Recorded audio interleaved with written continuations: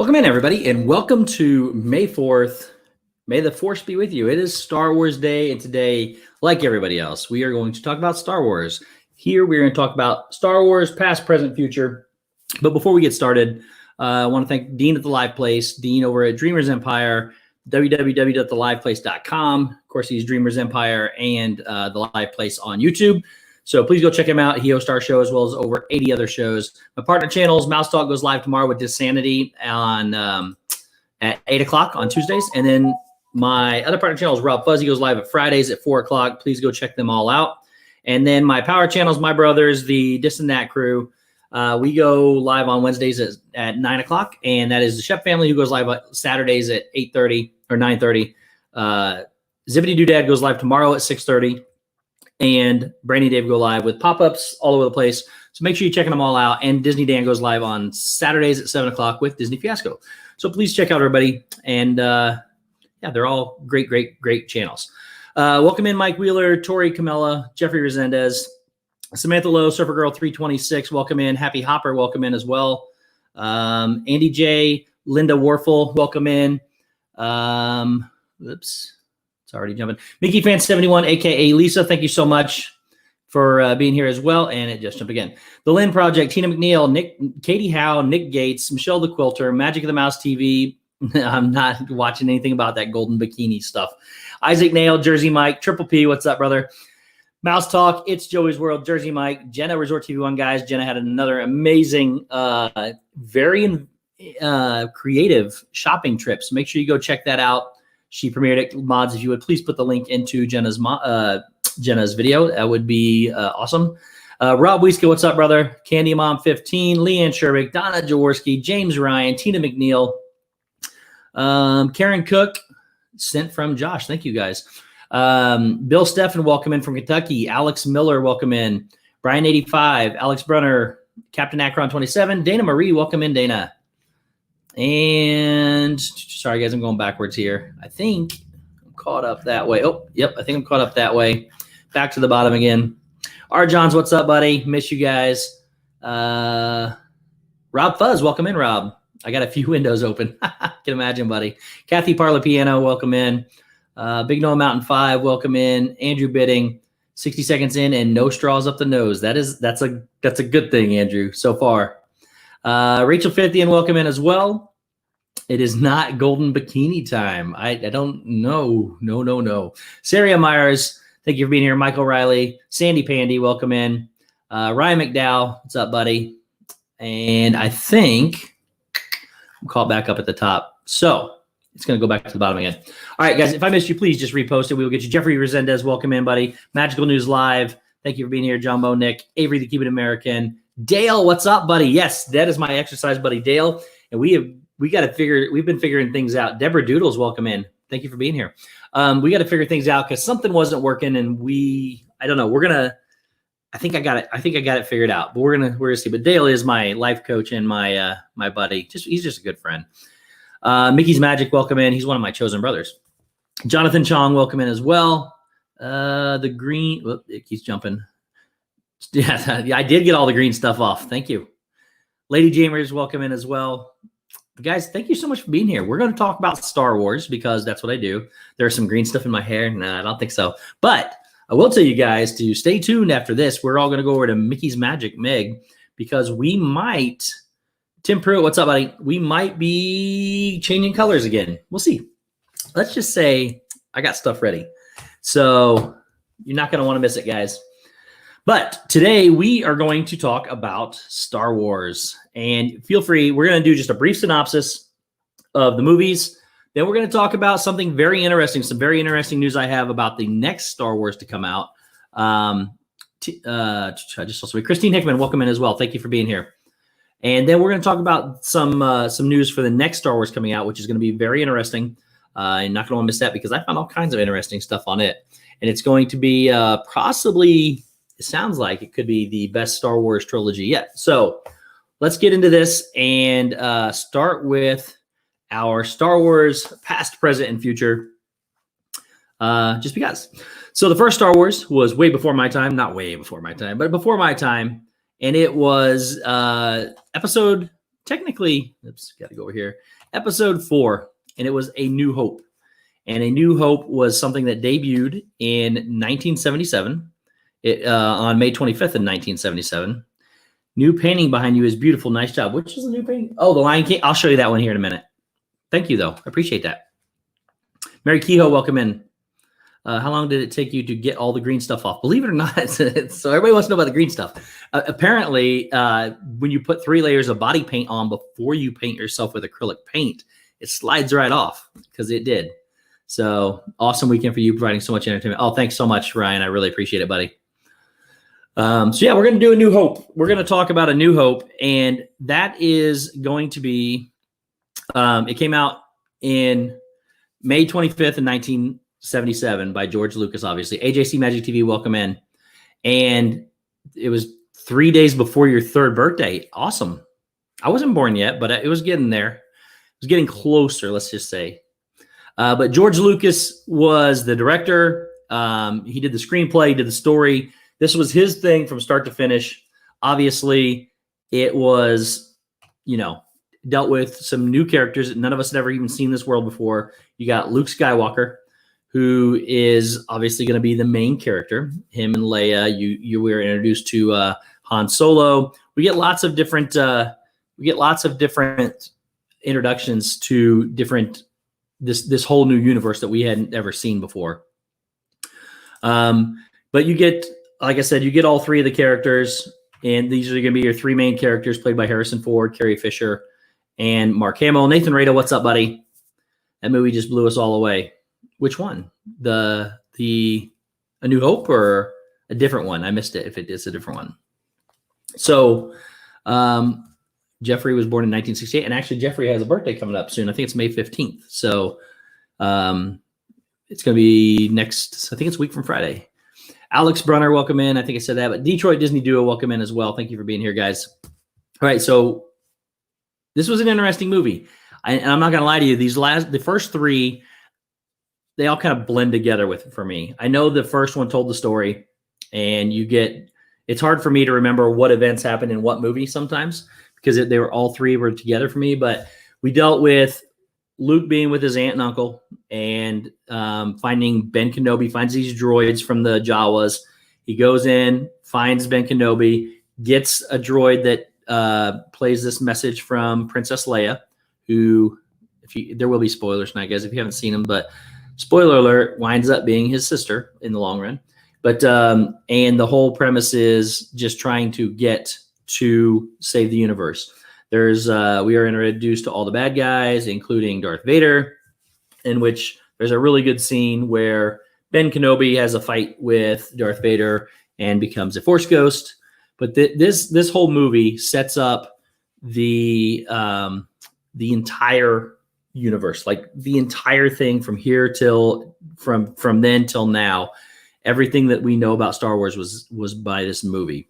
It introduced us to all the characters. It introduced us to the landscape, the fact that there's planet after planet, and it was just pretty cool. Steve, do the lightsabers make the jelly slurping noises? Meg, they do actually. They do make jelly slurping noises. Where does Ben come from? Obi-Wan. I think in the movie they just said his name was. They just called him Old Ben. That's like an alias he went by. I mean, sometimes I go by Hercules or whatever. No, I'm just kidding. But it's just an alias is all it is. So as far as I know, if somebody else knows differently, please put it in the chat. But as far as I know, it's just an alias. They just call him Old Ben. Triple P, I love you too, buddy. So, oh man. All right. So then we're going to, hey, Andrea, what's up? So now we're going to move into we started with episode 4 now, which I think was absolutely brilliant. Hey, Surfer Girl 326, welcome in. I think starting with episode 4 was absolutely brilliant because, and the same thing with like Lord of the Rings. Mom Resort TV 1, welcome in. Thank you for being here. Appreciate it. We start with episode 4 because it gives you it's just like Lord of the Rings, because we didn't start with The Hobbit. We didn't start with those initial stories. So it gives you a chance to go back in time. And we'll talk about the Roman numeral system here coming up and how it may change. But Steamboat Disney, welcome in. But it's going to possibly change going forward, but we'll talk about that in a minute. But starting with the Roman numeral 4, I thought it was pretty eventful and knowledgeable so that they could go back and do 1, 2, and 3 at a different time. LSU Mom, thank you for being here.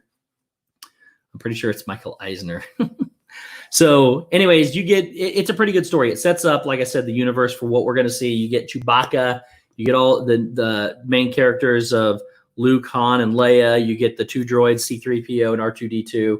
These are going to be the main people, and including the main bad guy, the bad guy of bad guys, and that is Darth Vader. Dad, Resort TV 1, welcome in, Mom and Dad. Thank you guys for being here so much. So that sets up. That was episode 4, and it did quite well, well enough that they decided, yes, this is going to be a thing. Jedi Master Yoda, welcome in. That this is going to be a thing, and so after doing that first one, though, George Lucas still did the story, and he kind of he did the whole entire story, but he didn't do the screenplay and the directing anymore. And in May 21st of 1980, we get the next one, which was The Empire Strikes Back. So this was the bad guys movie. Where 1, 2, 3 story even conceived before 4, 5, and 6 were released. Ryan, I think they were. So there's a lot of books on this.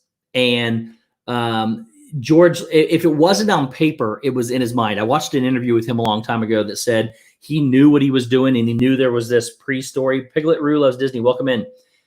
He knew there was this pre-story. Whether the books were written in that order, I'm not 100% sure.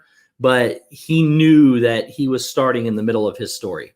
I don't think he knew what it would become, and I don't know if he knew there would ever be a 7, 8, and 9. But he knew that he was starting in the middle of his story. But back then, thought it wrapped up pretty nice after 3 before Disney convinced him to continue the franchise, and then they, of course, eventually bought Lucasfilm. So we get The Empire Strikes Back. And that was released on May 21st, 1980. If you guys wonder why, Kay Atwood, welcome in. If you wonder why May is Star Wars month, it's because this is when Star Wars used to come out. Every time it used to come out in May. May 4th is considered Star Wars Day. Triple P, $4.99 super chat. Who shot first? Thanks, buddy. I appreciate that. It sounds like you shot first with the golden bikini. I'm not sure, but that's what I hear. So if you guys missed it, Triple P goes live before me at 7 o'clock on Mondays. And there's this ordeal with Golden Bikini. I don't even want to talk about it anymore. But he and him wearing a gold bikini. I cannot talk tonight. Okay, up next. So we have The Empire Strikes Back. Comes out on May 21st, 1980. This one was directed by Irvin Kershner.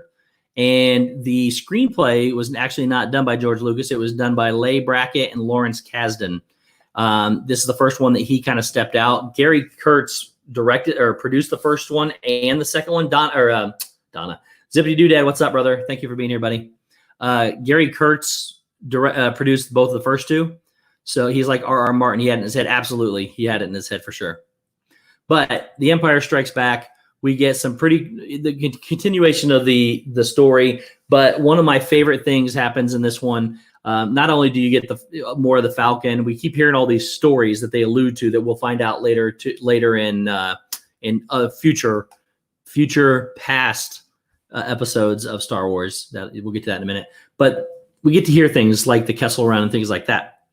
And then, of course, my favorite part of the whole thing, Yoda, Master Yoda, which I got my little baby Yoda here with me, my little guy.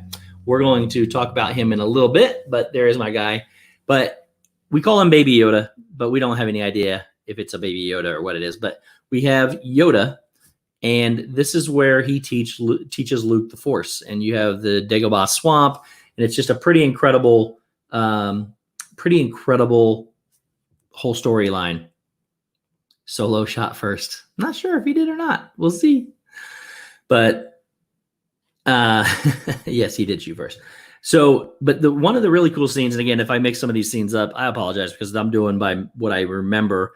But one of the best scenes in this is where he pulls the ship out of the swamp, and then gives it to Luke, basically, because that is foreshadowed, not really foreshadowed. It's replayed back later in episode, what is that, 7, 8, or episode 8. So, a parsec is an actual measure of time. I have heard that it is an actual measure of time, but it is like massively long. It's a really, really, really long time. So anyways, you get Yoda, you get the swamp, and it's just a really cool thing. Corey Meets World, what is up, brother? Thank you for being here. And Todd B, welcome in as well. I cannot speak tonight, and I apologize. But welcome in, guys. So we have The Empire Strikes Back. Thanks, Corey. Mikey Hackinson, thank you for being here, buddy.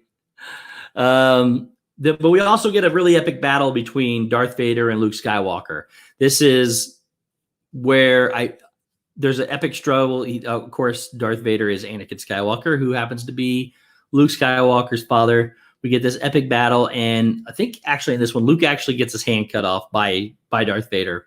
There's a struggle, but one of the other things we meet, though, we do meet Emperor Palpatine in these movies as well, and he comes to life. And one of the interesting things about him is, even though Anthony Daniels is the only person, Brian Eisenhart, $10 super chat, there once were some rebels the Sith knew, and with the tough battles their midst grew. Rey, Mike, and Leia, we toast you today and say, may the Fourth be with you.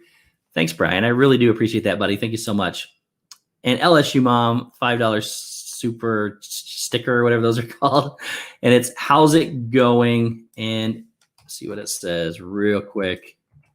It says, pair character laying on the side, raising his arm while saying, how's it going? And that is awesome. Thank you guys so much. I really do appreciate it. But we get this epic battle between Darth Vader and Luke Skywalker. Find out, Darth Vader is his father. He's trying to bring him to the dark side, and Luke is not having it. So it is just a pretty incredible story, continuing the storyline from before. We get more epic battles. We get the battle between Luke and thanks so much, Brian. I really do appreciate that, buddy. Between Luke and Darth, and of course, Luke winds up losing his hand, and it leads us into the next one, and the third one, which is Star Wars Return of the Jedi. So you have your opening one, The New Hope, which kind of discusses Donna, thank you so much. 999, Baby Yoda is life. Yes, she has two of them. Just saying, may the Fourth be with you. Love and miss you, little brother. Donna, I miss you too. I've got a trip planned, and I think it's going to hold. And I'm actually booking fast passes and everything else too. So stay tuned. We'll see. We'll talk about that in a week or two. We'll see. But we get a Return of the Jedi, back to the good guys, the story. And you notice in the picture that you got the Death Star that's destroyed. You got the Ewoks. We get those little guys. Jabba the Hutt, which is one of my favorite characters in the entire Star Wars universe. It's just really cool. They are funny. LSU Mom, thank you so much.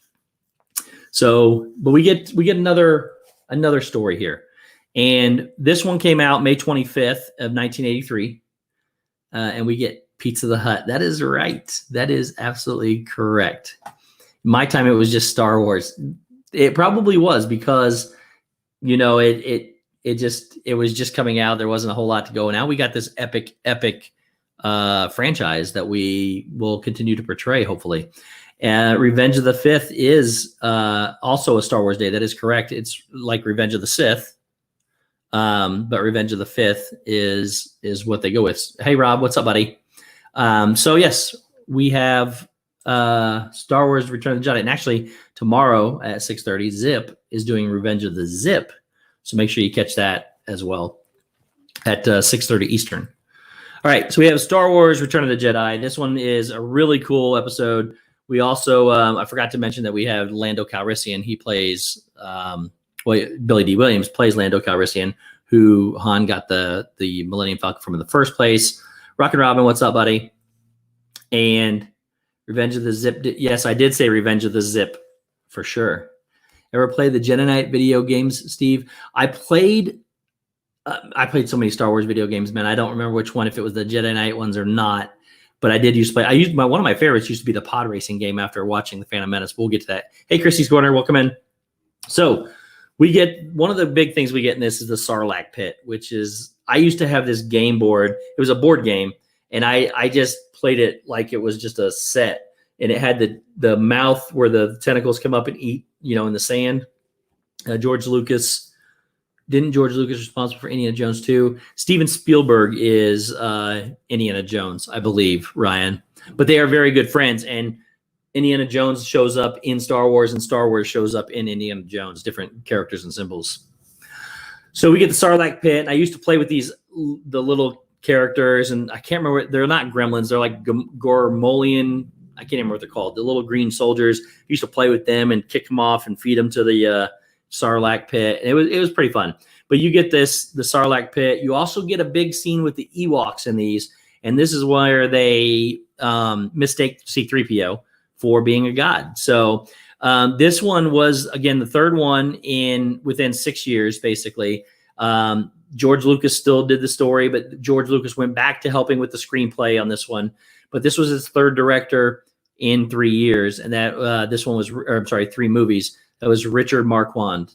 So it was just a new, different take on it, but all 3 movies seemed to flow through pretty smoothly and seamlessly to where they got to, it felt like one story. And then we get, you also get to see part of the destruction of the Death Star, the destroyed Death Star, and which this right here plays an incredible part in episode 9, which we'll get back to. Hi, everybody. I'm busy with the paintbrush, and no, I'm not painting myself green. Sure. What's up, Tracy? Thank you for being here, buddy.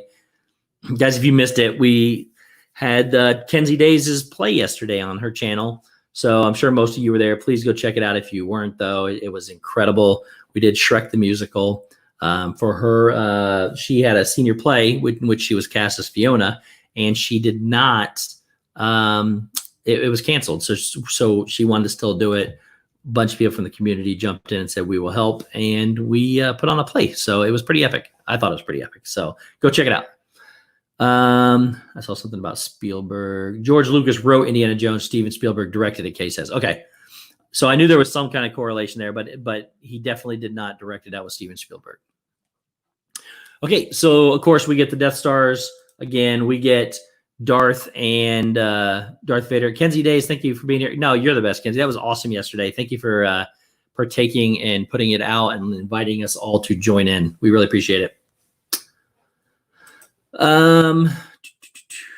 Okay, so then we get, again, more conflict between Luke and Darth. This time it's Luke trying to pull his father over to the light side, into the good side. We all thought it was epic. Oh, of course, Tina.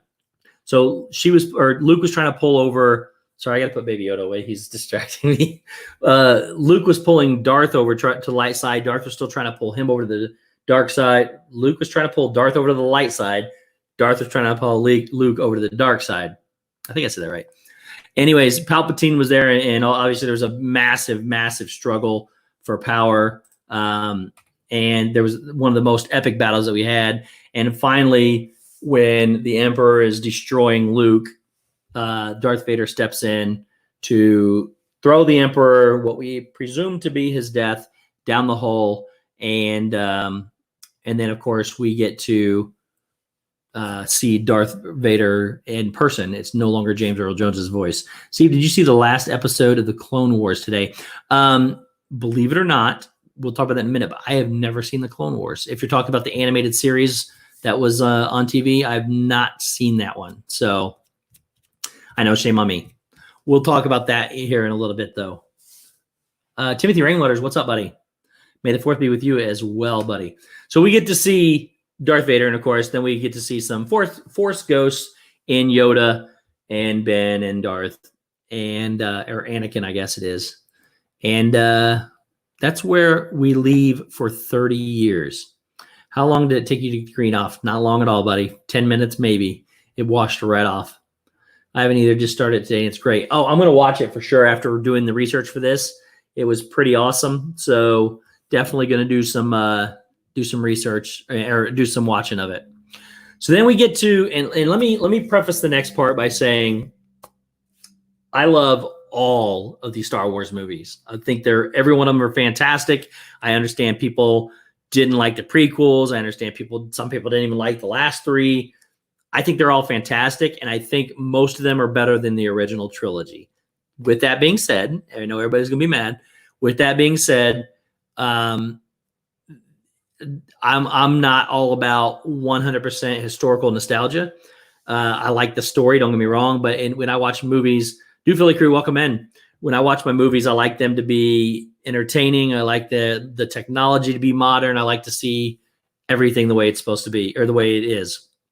I'm right there with you. Yeah, Mickey's Magic. Thank you. And Mickey Fan, aka Lisa, $9.99 super chat. I think that's gonna say, let me see what it says real quick. It's a super sticker that says pair character jumping up and down, saying #1 fan. Thank you so much, Lisa. I really do appreciate that. That is amazing. Thank you very much. So I personally love all the movies. I think they're all fantastic. I don't know. I thought they were great. And we're going to go into episode 1 now, because now, back when George Lucas had thought originally of this, we're going to go back to episode 1, The Phantom Menace. And here's where, this is our dream. Welcome in. Thank you for being here. So here's where things are going to get a little tricky too, because George Lucas returns to Disney, and George Lucas takes complete control of this movie. He directed it. He did the screenplay. He did the story. And then we have Rick McCallum, who is the producer. But George Lucas did this thing from start to finish. Now, a lot of people got mad when Disney started distancing themselves from George Lucas after this. But George Lucas is responsible for these trilogies. He directed all 3 of them, of the prequel trilogy. He directed all 3 of them.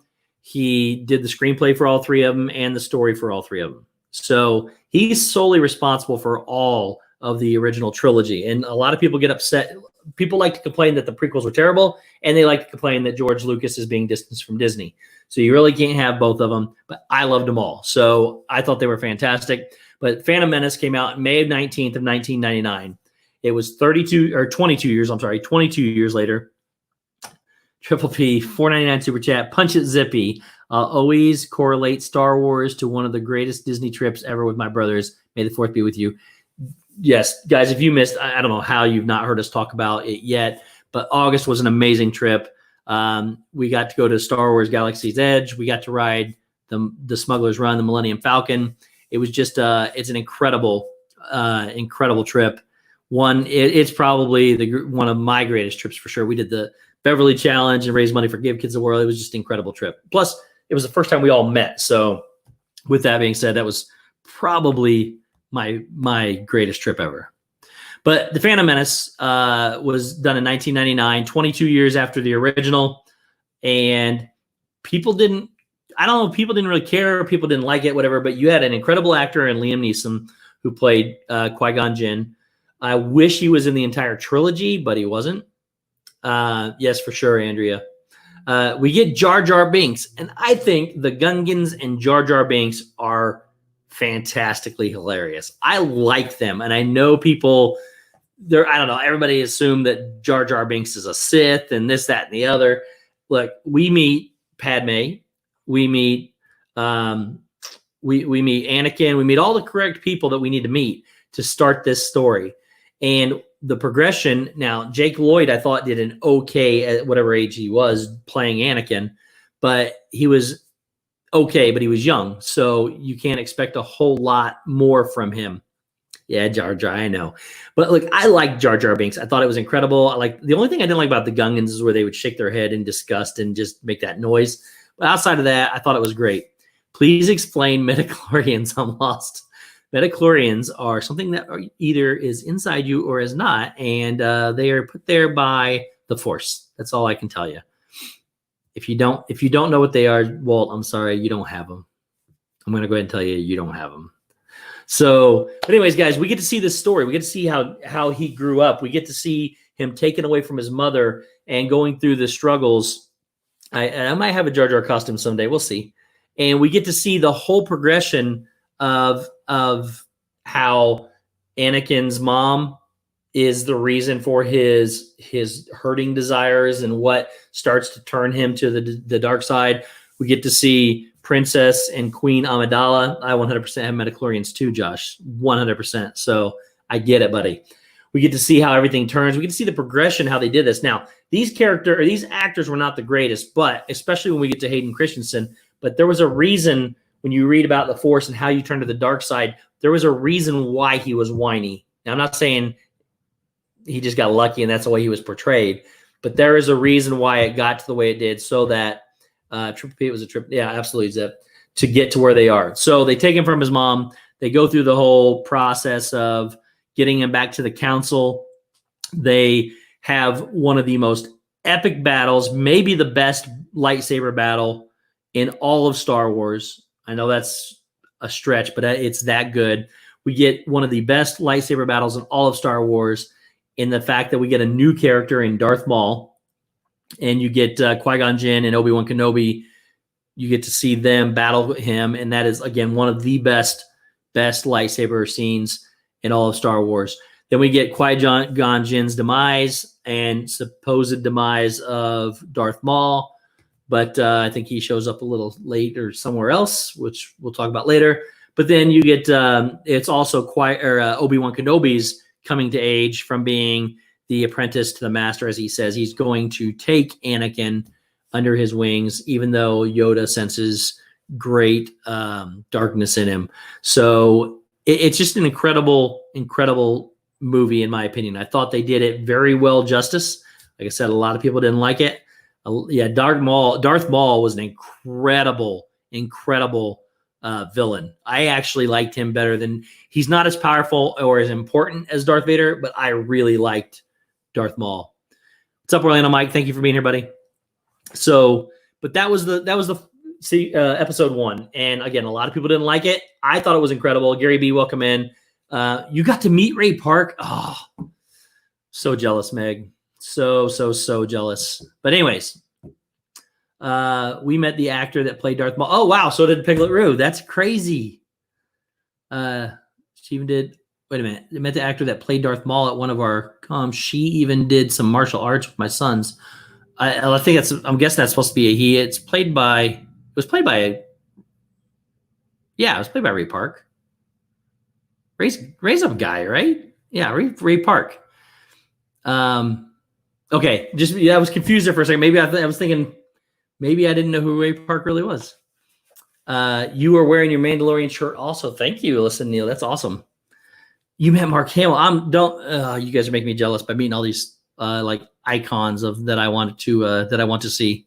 All right, so then after this movie, we get, I will give it to everybody, I still love the movie, but it's the lowest ranked movie in Star Wars in almost everybody's opinion, and that's Attack of the Clones.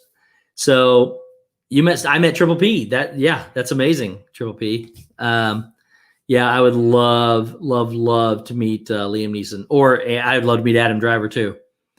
So we get the Attack of the Clones, May 16th of 2002. It was 3 years after the Phantom Menace. Again, George Lucas did the whole thing, start to finish. And this one was a little iffy. We get to see how we do get to meet Jango Fett, which leads to Boba Fett. We get to meet, we do get to see how Anakin has grown up and starts to develop a relationship with Padme, Amidala. And this one is my least favorite, but I love the lightsaber battle on the arena. Oh, it's incredible. Again, they redeemed a lot of it with that. Plus, they had Count Dooku, Christopher Lee, that was there. You met Billy D. Williams. That's funny, Todd. So you do get to see some important. Okay, look, for every movie or trilogy or whatever, a lot of them have a movie that tells the story or sets up things. This one tries to set up a lot of things, including how things became and like how Boba Fett and Jango Fett became. And there was a lot of good action. This is just, that's why I said I still really like the movie. It was just ravaged by people for hating it. I thought it was pretty good still. But if I had to rank all of them, even though I would still rank the worst one way up there, it would be Attack of the Clones is my least favorite of all the Star Wars movies, but it's still good. And then you got, of course, again, Christopher Lee as Count Dooku, but then you get the epic battles, especially with the arena, where you get the lightsaber battle with all the Jedi Council. It was really, really, really crazy how everything worked out. So again, this was just more of a storytelling, in my opinion, the storytelling movie. but it was still pretty good. Boba Fett is just a clone of Jango, like all the other clones. Very good. I'm really hoping for some Old Republic. Josh, we're going to talk about that in just a minute because that is one of the rumors to happen. All right, then we have the final of the original of the prequel trilogy, and that is the Revenge of the Sith, in which this is the story. This is Anakin Skywalker to Darth Vader. This is that story. But again, all done very beautifully. The only complaint I have as we get towards the end of this is that it was really rushed. You get to see the Emperor Palpatine weigh on. I'm sorry. He goes. He's not emperor at the time. He's the senator, and then he just becomes chancellor. He keeps growing, and where Anakin becomes a toasted marshmallow, Meg. Yep, he gets to become a toasted marshmallow in a minute. So this is the one where Anakin becomes more and more closer to the dark side, and this is also the one where we see Palpatine, who we know is the ultimate bad guy, weighing in on Anakin's thoughts and feelings. And then we also see Anakin go to see his mother slain, and then the retaliation. Two Real Geeks, welcome in, buddy. Thank you for being here. Happy May the 4th to you as well.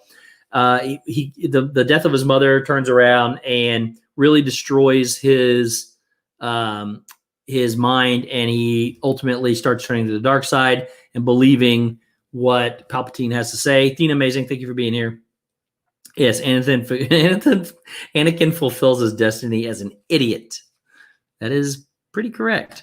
But anyways, we get some really good epic battles. I think nobody does battles like Star Wars.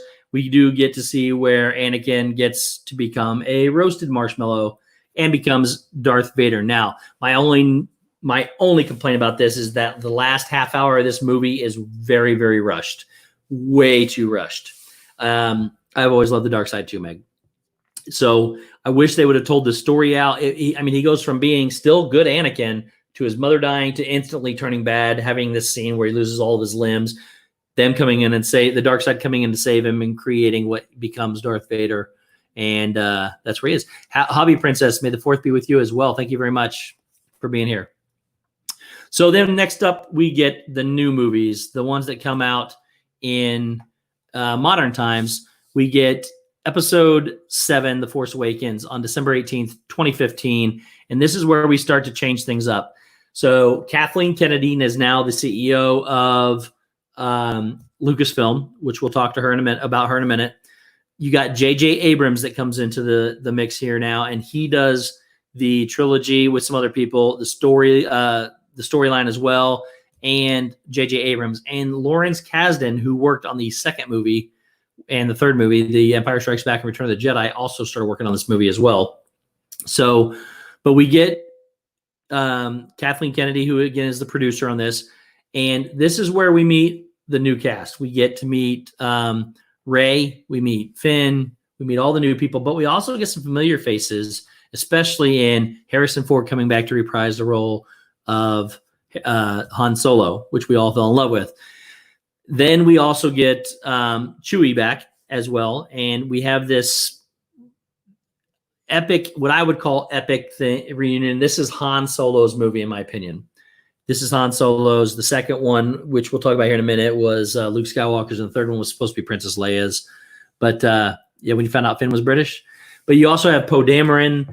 You just got this whole new cast of characters, but you have the implementation of such an iconic character that it turns around and helps those other characters develop. And I thought they did some pretty good casting too. Poe needed to go away. No way. Poe needs his own set of movies. He was one of my favorite characters of all of them. I would have much rather had Poe and never seen Finn. I thought Finn was terrible. But anyways, yeah, Poe, I love Poe too. So we get this movie. It's pretty cool. Again, we get new characters. We get new droids in BB-8. I'm feeling like a star. Yeah. I'm Han Solo. So we get these new battles and everything. We get to see Finn, who does come from a stormtrooper life to the other side.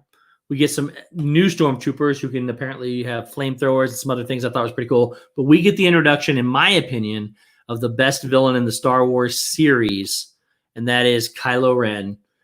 I thought Adam Driver nailed this, especially with the inner struggles between light and dark. I thought it was pretty fitting that it was Ben Solo, who was Leia's and Han's son. And we'll get to what the names mean to me here in a minute. But we get to see him, and of course, at the very end, we see the ultimate demise. Steve, you don't have to tell me twice. He carried the trilogy. Absolutely. He definitely carried the trilogy.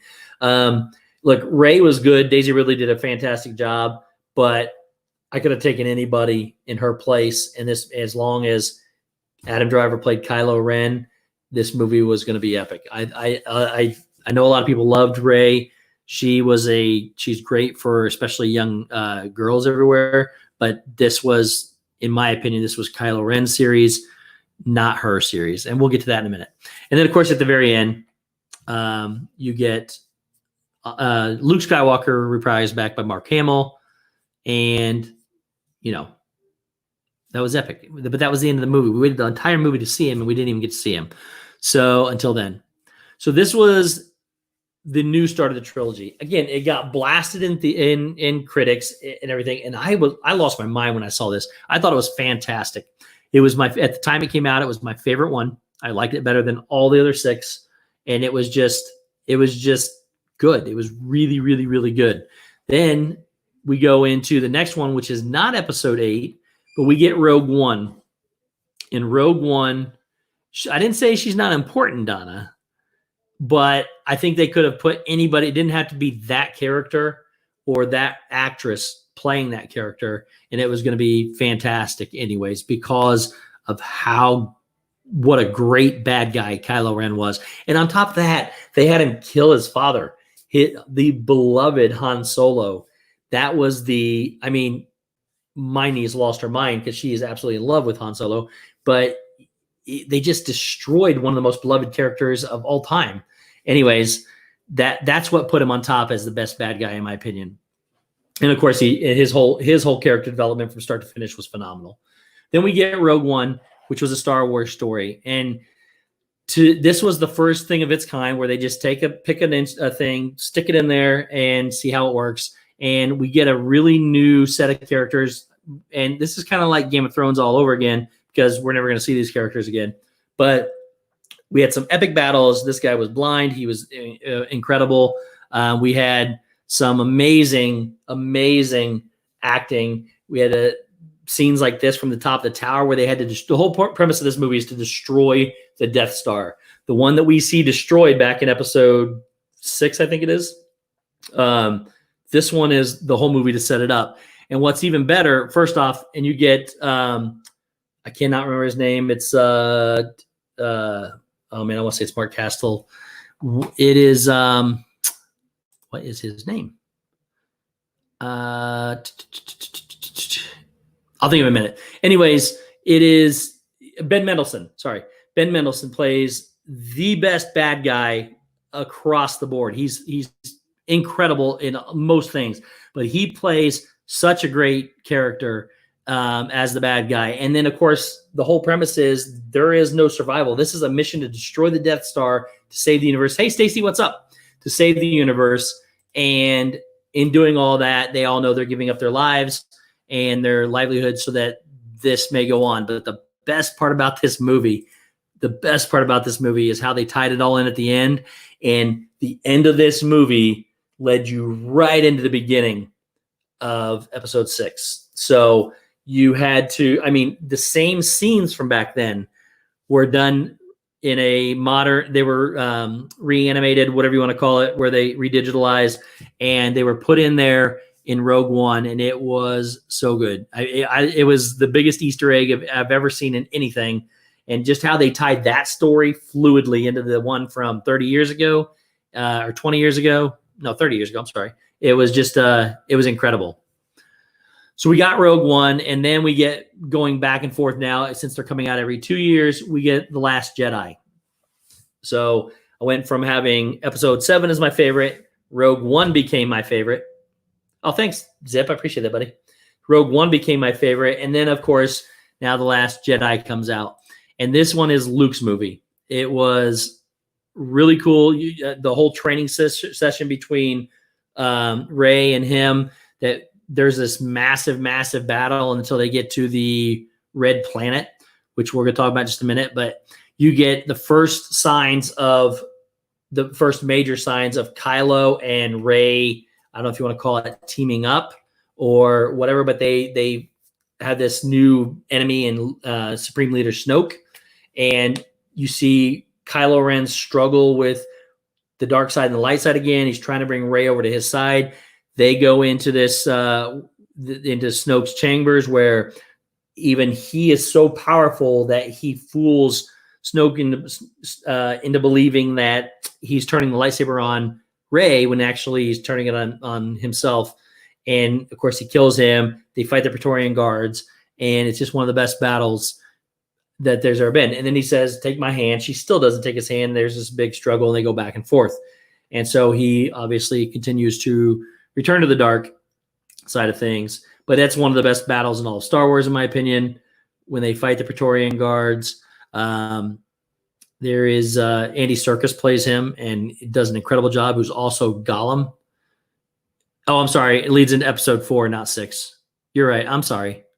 That is right, Stacy. It's where Darth Vader's walking onto the ship. That is correct. It is episode 4, New Hope. I haven't seen those first 4 in such a long time, but you are correct. So then we get the epic battle on Salt Planet, and it's I love how this battle's done, and it's completely white. And as they fire things, all the entire Rebel forces, including Leia Organa, are stuck inside this barrier, and they're fighting the forces. And then all of a sudden, you see Luke come out, and he talks to Leia, and he walks out in front of there, and Kylo's about to lose his mind. He fires the force of everything he has, AT-ATs, everything fires upon him, and you still just see Luke standing there, and it's really, really crazy. And by the way, Rian Johnson in turn did this entire movie, but you see Luke just standing there. Find out that he's projecting himself from a different area. This whole battle, it gives them enough to where, but they can be saved, and so the Force can live on, or the Jedi can live on, and then of course, Luke becomes a Force ghost. And that's where we are left with that one. And that was the end of what I consider Luke Skywalker's movie, until we get to the third one, which we'll get to in just a second, because we have another one before that, and that's Solo. Now, Aiden Erickson, whatever, I can't remember his full name. It's hard, but he plays Solo. You get some interesting takes on some of the characters. This is a decent movie. I liked it a lot. It's not really high on my list, but it's probably about the middle. But we get to see that whole thing we've heard about from Han Solo all this time, the Kessel Run, is in this movie. And that alone makes this movie half as good, better than half the other movies. So, in my opinion. But I thought he did a very good job of portraying how cocky Han Solo was at the beginning. It shows the story of how he acquired the Millennium Falcon. There's a lot of pretty decent new characters in there. Some people, it's not everybody's favorite by any means. Yeah, Paul Bettany plays Jarvis. He plays Jarvis, but he plays the villain in this. It's incredible. You get Woody Harrelson. I wish he was a different actor. He's not, in my opinion, he's not right for Star Wars. But I thought the storyline was incredible. I thought the cinematics were great. I thought the battle was good. And then we got the Kessel Run, which, again, all in all, I thought it was pretty good movie. So you haven't seen Solo yet. Maggie, I think it was a little slow too, but again, it was more telling the story of how Han became Han before it was an action movie. So, but anyways, you get, like I said, you get some new characters, but you get to see that original story, how Han got to become the cocky guy that he was. Again, it was just another visually stunning movie, in my opinion. And the battle scenes, especially with the train, I thought was incredible. But a lot of people didn't like it, but it is what it is. We're going to speed this last one up because it's new, and I want to get to something else real quick before we end. But we got the Rise of Skywalker then. It comes out, and by the way, Solo went back to coming out in May and came out on May 25th of 2018. And then, of course, on December 20th of 19, we get this again. And Ron Howard actually directed Solo, which was surprisingly that it got kind of bad reviews. J.J. Abrams takes back over the helm of Episode 9, Rise of Skywalker. We get some, again, new characters. We get to the conclusion of the Star Wars saga, which a lot of people didn't. I kept trying to tell people they didn't listen. I still think now I even know I'm right on the right path. The Rise of Skywalker is not talking about Rey. She is not a Skywalker. If you haven't seen the movie, plug your ears. I'll give you 5 seconds to plug your ears, and I'm going to tell you what happens because there are some spoilers. Okay, time's up. So Rey, turns out she is not a Skywalker, but she is yes, Ryan. So plug your ears, give you 5 seconds. Rey turns out that she is the granddaughter of Emperor Palpatine. So she is a Palpatine, and you see that in her powers earlier in the movie when she's trying to control a ship and lightning shoots out of her fingertips. And I was like, oh my God, she's a Palpatine. Well, they talk about it throughout the thing. It's still going through the struggles of Kylo and her trying to join forces. Kylo is still struggling with the battle between good and evil. Ultimately, he wants that power. He still wants all that power inside. Again, he fights, we get Emperor Palpatine back, which the same actor that played Palpatine in the original films and the prequels plays him here as well. So we get him all the way through. But it was pretty cool. The one side of Steve, we don't know the other side of her family. She may be a Skywalker. We do, but they mentioned specifically that Ben Solo is the last Skywalker. So hence the reason why the Rise of Skywalker is not about Rey. It's about, wrong way. It's about Kylo's rise to power and to good, because then after they battle a little while, he sees this entire fleet of Death Stars, destroyers that have the capabilities of destroying planets built into them. And it was just a massive fleet. And when there's absolutely no hope, going back to the beginning one about A New Hope, Kylo turns good. The battle between him and Rey versus the Palpatine and all the soldiers was pretty incredible. We get a really, really, really epic scene where all of this tension has finally come to head. When Rey dies, he passes on his healing life to her, which they have that 30-second moment where they see each other finally embrace and a kiss, and then he dies. He gave his life to her so that she may move on. That's why the Skywalker saga has ended, because that's the end of the Skywalker saga. He was the last Skywalker.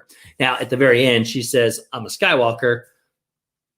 You know, she can say that, but that's not what was really there. She was a Palpatine. He was the last Skywalker in Ben Solo, and he died. But the Rise of Skywalker was his rise to his purpose in life, and then gave it up for her. So, and that's where we are. That's where we stand now. Where do we go from here? Disney has now plans to do another trilogy along with 4 more Star Wars stories, including one called Kenobi, which is supposed to open up later this year. With the virus going on now, nobody knows what's really going to happen.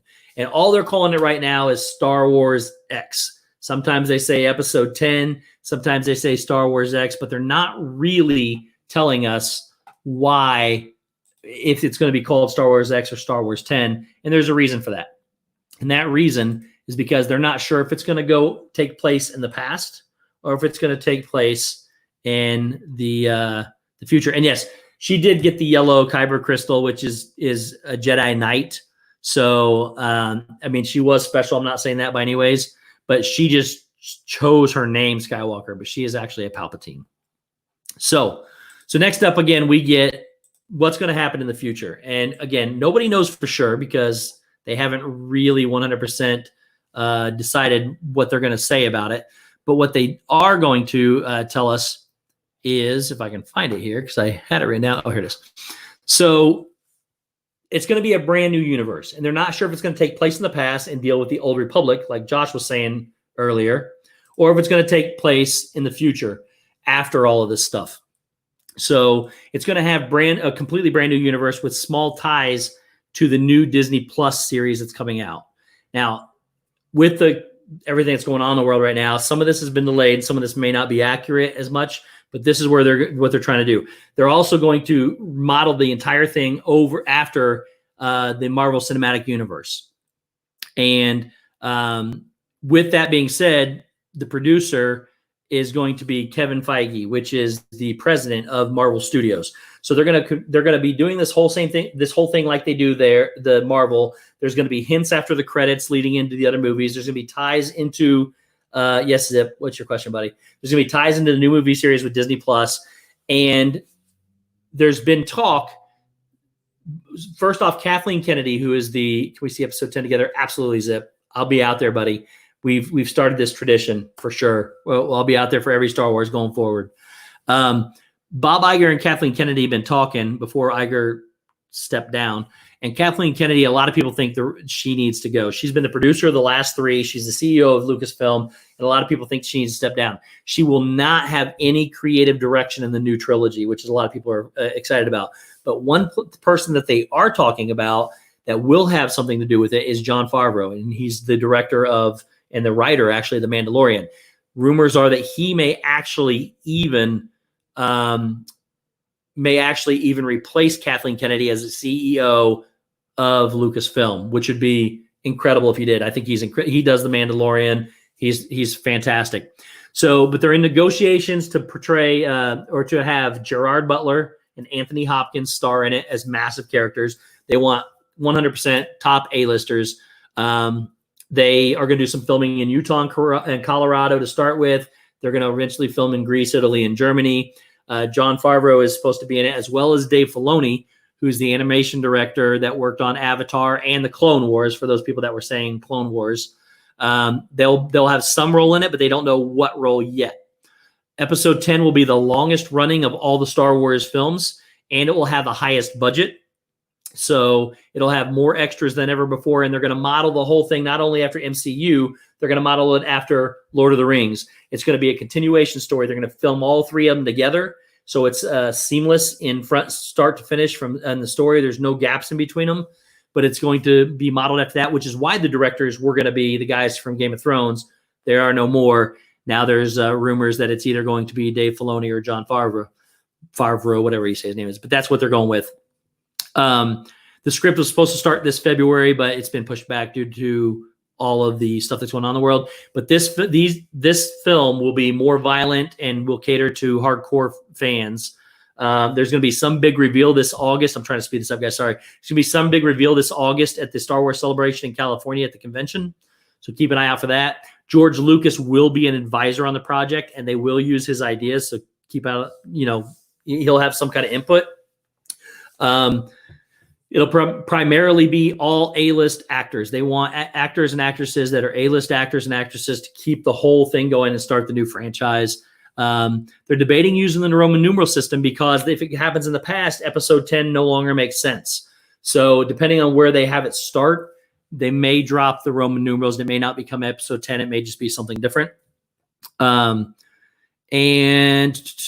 yeah, the rumors are they'll either have the Old Republic or so they can keep the Jedi or Sith, or it'll go into the future with new Jedi and a new enemy.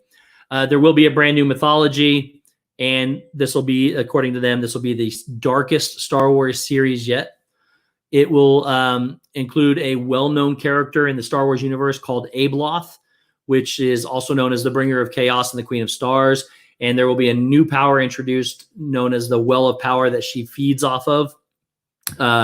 They're trying to get Leo DiCaprio to play a Jedi. He turned down Star Wars previously, so they're trying to get it now.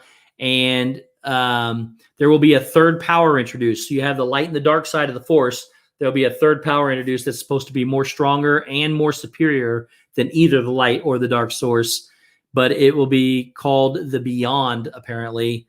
And it's from unknown regions right now, which we are going to be introduced. And that was actually in episode 9 with J.J. Abrams, but got cut out. So we're supposedly going to get introduced to this new world. So the whole film will be focused on the Force, supposedly. So I know I rushed that last part. I really wanted to talk about it and take your questions, but I was running out of time, and I apologize. But guys, we're going to go over to Mickey's Magic. Thank you to Dean over at Dreamers Empire, www.theliveplace.com. Live Play Some Dreamers and Dreamers Empire on YouTube.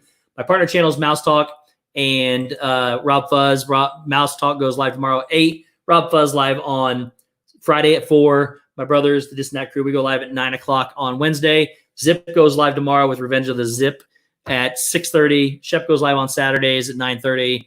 Brandy and Dave go pop-up lives whenever they get the chance. And Disney Dan goes live at 7 o'clock on Saturday for Disney Fiasco. Would love to stay here and chat with you guys more, but I'm way past my time. Go check out Meg. I'll be joining Meg. We're going to do something fun. Going to change my color again. Go check it out. Love you guys. Thank you guys so much for coming out each and every week. I really do appreciate you. And we'll see you next time.